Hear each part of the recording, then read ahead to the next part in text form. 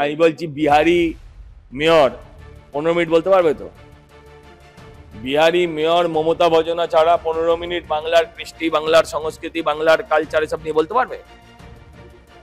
ছবারের নির্বাচিত একজন পুরো প্রতিনিধি, এই হাউসে এতবার নির্বাচিত কেউ নেই।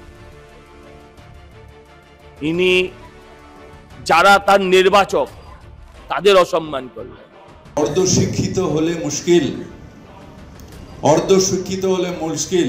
স্বাধীনতা সংগ্রামী থেকে শুরু করে সংস্কৃতি বাঙালির অস্মিতার রেস ধরে এদিন সরগরম হয়ে উঠল কলকাতা পুরসভার মাসিক অধিবেশন। কেউ কেউ প্রস্তাব দিলেন যে কলকাতা পুরসভা থেকে প্রকাশিত এই যে ম্যাগাজিনটা, অর্থাৎ পুরশ্রী যে ম্যাগাজিন, তাতে বাংলার যে সমস্ত মনীষীরা রয়েছেন, যে সমস্ত স্বাধীনতা সংগ্রামীরা রয়েছেন, তাদের নিয়ে লেখালেখি করা হোক।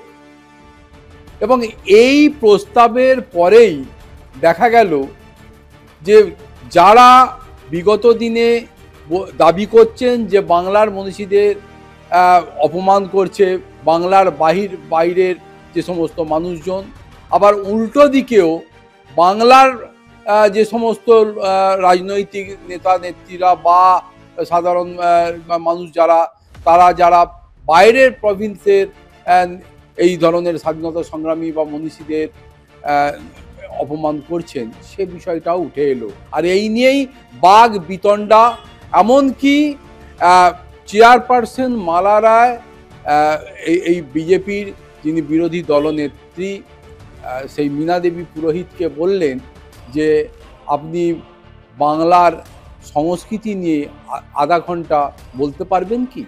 অতএব সব মিলিয়ে এখানেও সেই আমরা ওরার গল্পই যেন সামনে উঠে আসছে।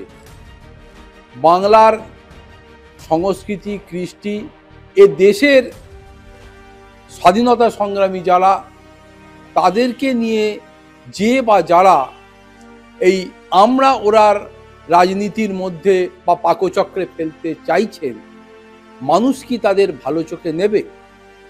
প্রশ্ন কিন্তু উঠছেই। দুর্গাদাস বন্দ্যোপাধ্যায়ের রিপোর্ট, কলকাতা টিভি।